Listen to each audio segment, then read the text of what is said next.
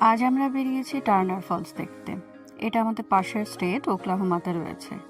এখান থেকে ওই ফলসটা দেখতে যেতে যদি সেরকম বিশেষ কোনো ট্রাফিক প্রবলেম না থাকে 1.5 ঘন্টার মতো সময় লাগার কথা।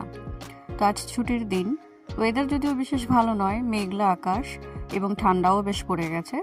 তারপরেও যেহেতু ছুটির দিন ভালো লাগছিল না কোথাও একটা কিছু দেখার জন্য, তাই দেখলাম যে একদিনের জন্য ডে ট্রিপ হিসেবে এই ফলসটা বেশ ভালো একটা অপশন। তা আমরা তিনজনে মিলে সকাল সকাল বেরিয়ে পড়লাম সামান্য কিছু খাবার দাবার নিয়ে আজকে ওকলাহোমার উদ্দেশ্যে টার্নার ফলস দেখতে।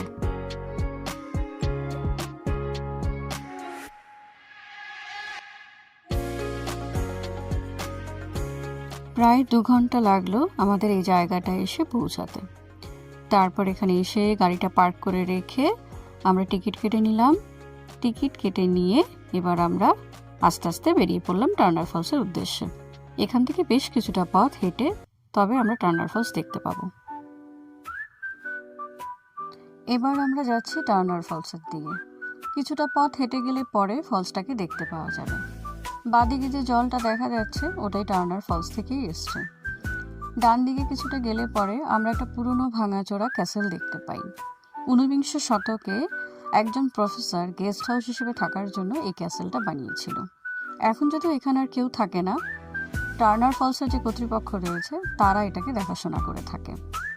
সারা দিনে এখানে অনেক লোক আসে এবং সবাইকেই খাবার দাবার কিছু নিয়ে এখানে আসতে হয়, কারণ খাবার দাবার এখানে সেরকম বিশেষ কোনো বন্দোবস্ত নেই, যার ফলে প্রত্যেককেই কিছু না কিছু খাবার নিয়ে এখানে আসতেই হবে। একবার ভেতরে ঢুকে গেলে পরে যেহেতু সেরকম কোনো বিশেষ ব্যবস্থা নেই, খাবার সঙ্গে না থাকলে বেশ ঝামেলাতেই পড়তে হবে।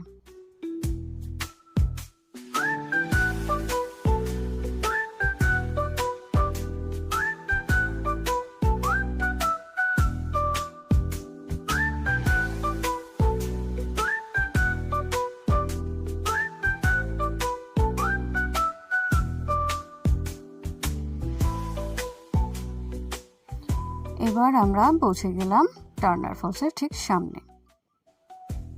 এখন শীতের শুরুতে, তাই জলটা এখনো বেশ ভালোই আছে। চারপাশটা একটু ঘুরে দেখি।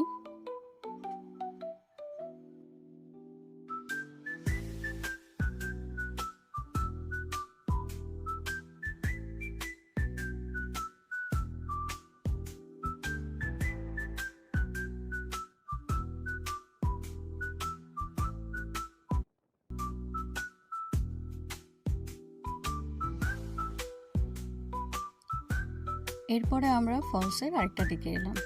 এটা ফলসের ওপরের দিকটা, এখানে গাড়ি নিয়ে আসা যায় একবারে। পার্কিংয়ের অনেক বড় ব্যবস্থা রয়েছে এখানটাতে। তো গাড়িটা রেখে আমরা চারপাশে ঘুরে দেখার জন্য বেরিয়ে গেলাম।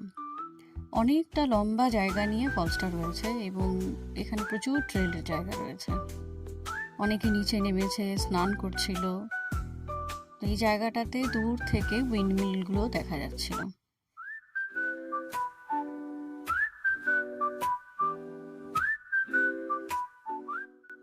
এখানটাতে যখন আমরা চারপাশটা ঘুরে দেখছিলাম, তখন ওখানকারই লোকালের ছেলে এসে আমাদেরকে বলল যে এখানে একটা কেভ রয়েছে, তোমরা দেখে যাও। তো আমরা সেই ছেলেটার সাথেই দেখতে চলে গেলাম। তারপরে গিয়ে দেখতে পেলাম যে হ্যাঁ, সত্যিই এখানে এই কেভটা রয়েছে। কেভটার মধ্যে দিয়ে ও ঢুকে গিয়ে আমাদেরকে দেখালো কিভাবে কেভটাতে ঢুকতে হবে। আমরা যদিও কেউ কেভটাতে ঢুকিনি, এখান থেকে কিছুটা হেঁটে এগিয়ে গেলে কেভটার উল্টো দিকটা দেখা যায়। আমরা সেখানটায় গিয়ে দাঁড়ালাম। এই সেই কেভটার উল্টো দিকটা, যেখানটায় অন্তত হামাগুড়ি দিয়ে ঢুকতে হবে না। এখানটায় সবাই কষ্ট করে কিন্তু তারপরেও ভেতরে যাওয়া যায়। তাই বেশ কিছু লোকজন এখানটায় ভেতরে ওরা ঢুকছিল। ভেতরে একটা অংশ রয়েছে যেটা একটা জানলার মতন তৈরি হয়েছে, যেখান থেকে অনেক উঁচু থেকে ওই ফলসটাকে দেখতে পাওয়া যায়। তাই ওটা দেখার জন্য সবাই এর মধ্যে ভেতরে ঢুকছিল।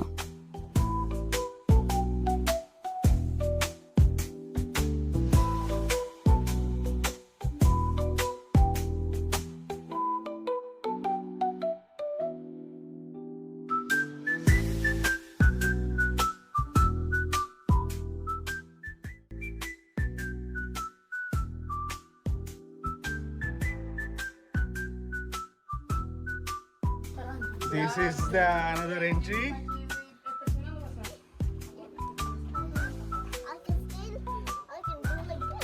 Yes, you can do like this. And you need to do the same thing as me. Come. Because Be careful. nothing will harm. Dad, you know you need to go with that. Yes. No, go. Go.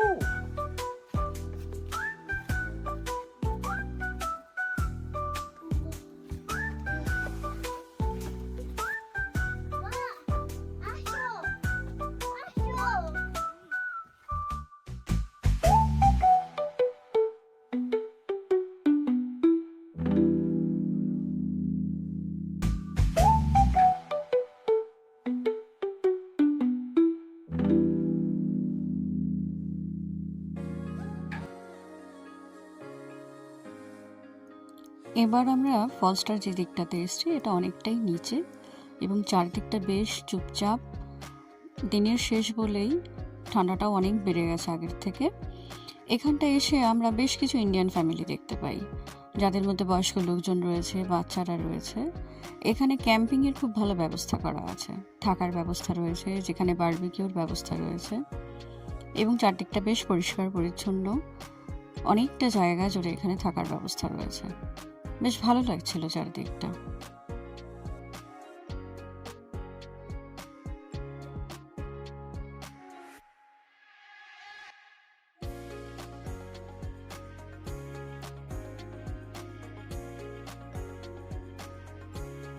এবার আমাদের ঘরে ফেরার পালা।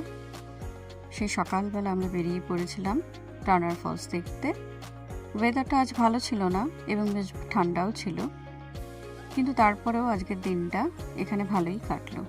ইচ্ছে রইল আবার Turner false দেখতে আসার।